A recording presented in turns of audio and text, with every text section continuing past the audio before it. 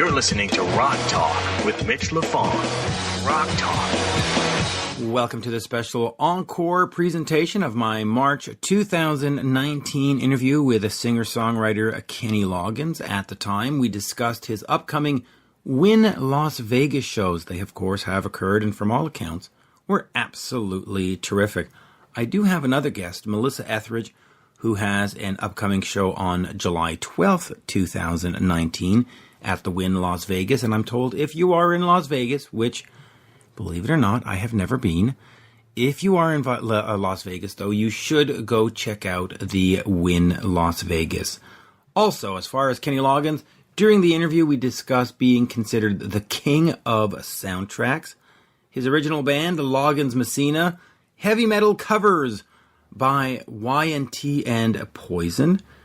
Of course, being a solo artist, Top Gun, the movie, the 35th anniversary of Footloose, making new music, and much more. If you missed the interview the first time around, well, here is your chance to have a nice bedside chat. Well, okay, maybe not a bedside chat, but you have a chance to once again hear the one, the only, the mighty Kenny Loggins. We are speaking with Kenny Loggins. He, of course, returns to the WYNN Las Vegas at the end of March at the Encore Theater for all the hits. Kenny, an absolute pleasure to talk to you. Good to talk to you too, Mitch. Yes, so let's get into this. Let's get into the show, and then maybe we'll look back at some of the career highlights. But you have had an incredible amount of hits over the years.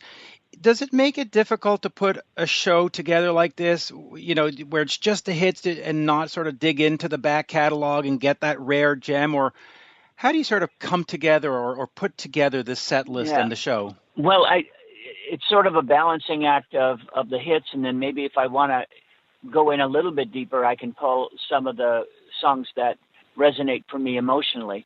I've decided to try to put together a sort of life and time show and add a lot of photographs from the past and maybe even a video or two of times gone by, and tell the stories of how those songs came into being. I think it's, especially in a retrospective kind of show, it's fun for the audience.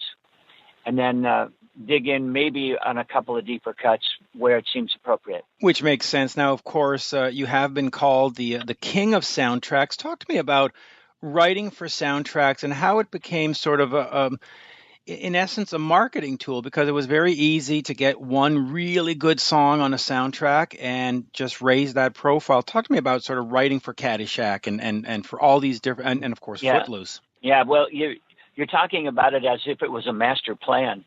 And actually, it all came together one song at a time, one movie at a time. I was on my way home from a recording session in L.A., and I got a call from a friend of mine at Columbia Records and said, "You've got to contact John Peters. He's working on a movie that he wants you to see a rough cut." So I had worked with John because of the Star is Born remake that he and Barbra Streisand did. And then we became friends during that time, and then he called me in to show me what he was working on, Caddyshack. It didn't have an ending, so they just put Rodney Dangerfield out in a field and said, "Give us an ending." And he said, "Hey, we're all going to get laid," and that was the ending.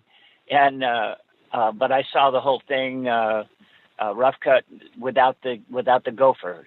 And John said, "We got a gopher puppet we're going to put in there every now and then, and that'll be fun." And I thought, that's a stupid idea, but it turned out to be a pretty good idea, and became one of the iconic elements of Caddyshack.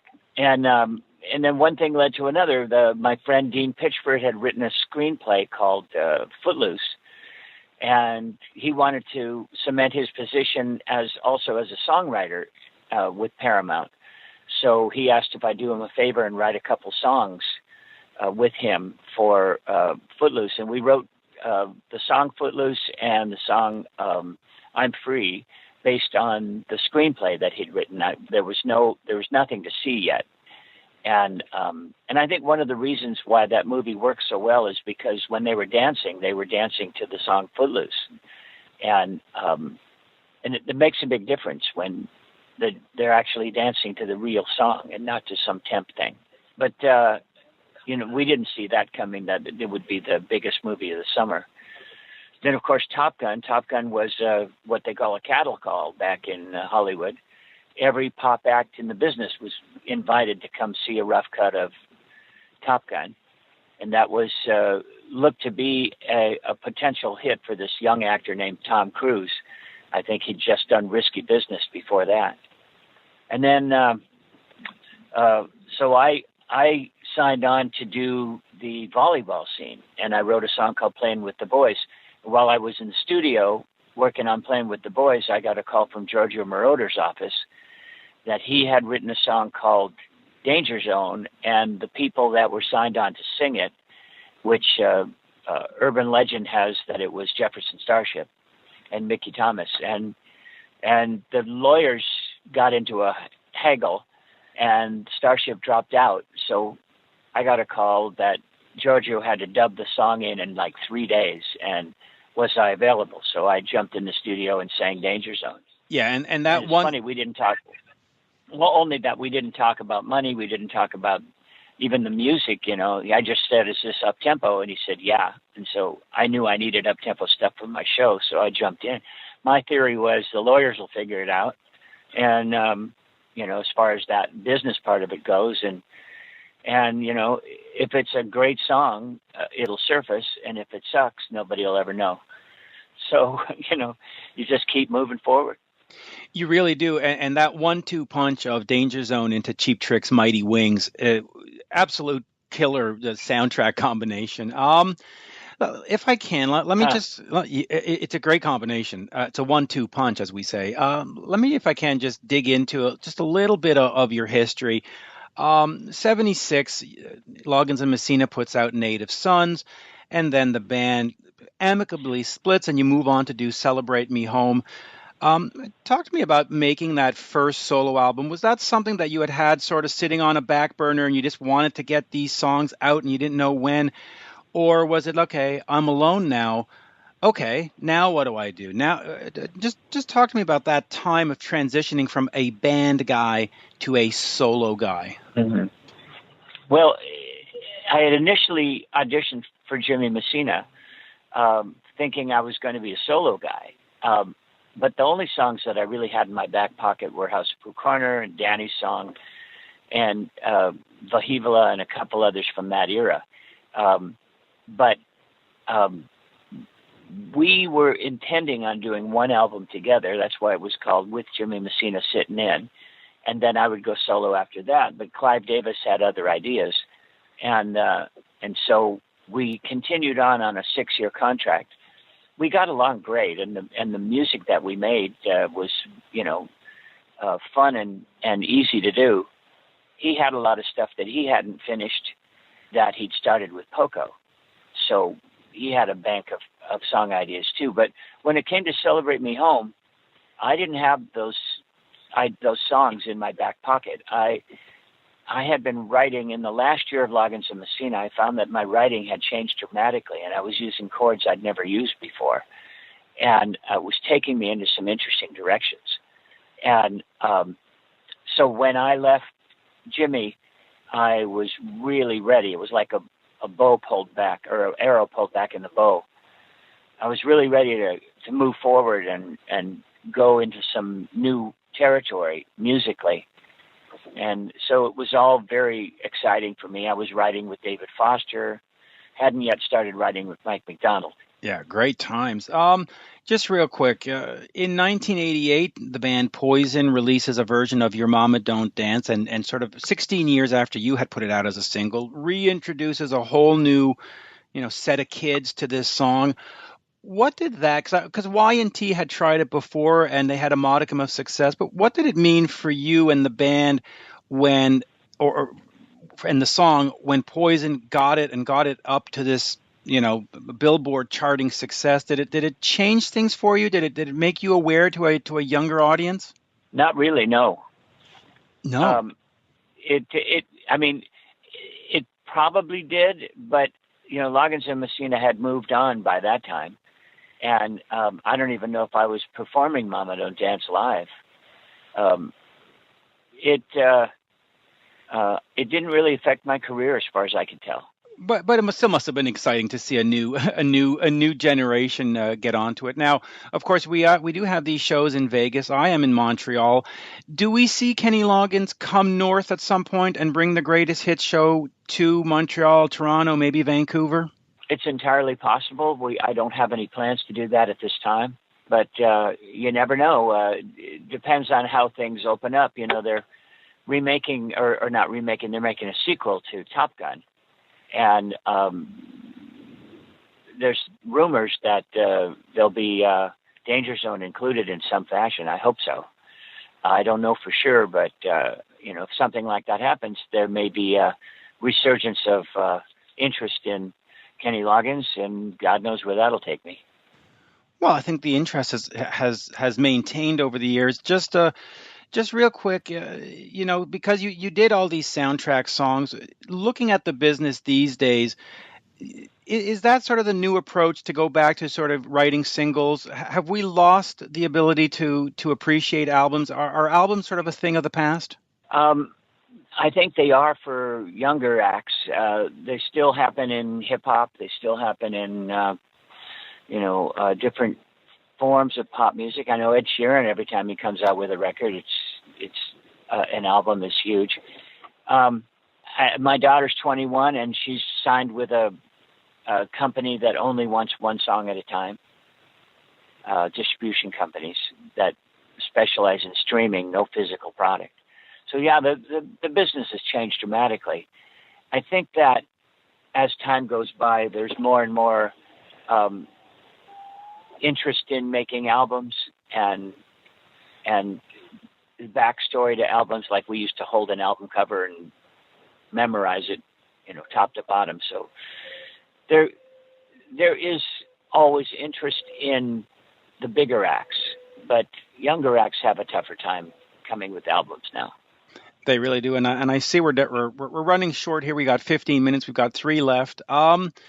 Where does that leave you in terms of making new music? Do you have a need to still be artistic and create new stuff, or do you like to just sort of look back and say, look at this body of work I had, and I'm just going to celebrate this? Is there a new sort of Kenny Loggins album coming down the road? I just finished a children's record, like Return to Pooh Corner. This is sort of parents and children. It's higher production value than the normal children's record. I still think there's a strong market there. And I haven't been doing a lot of writing lately. I had a band out of Nashville that I started about 10 years ago called Blue Sky Riders.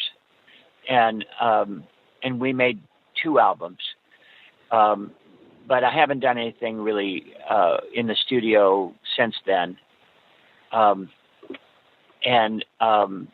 I have no plans to jump in the studio. There's really not a lot of market for what I'm doing now.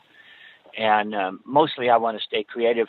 I'm really putting a lot of my energy into mentoring right now. I love working with teenagers and young artists. And